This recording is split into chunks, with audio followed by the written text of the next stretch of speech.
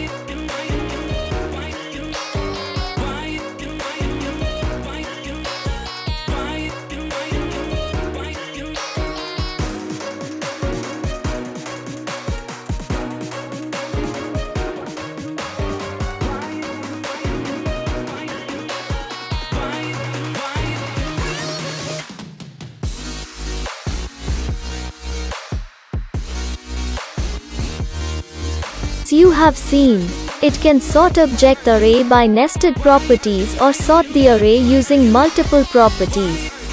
Visit the GitHub page for more info.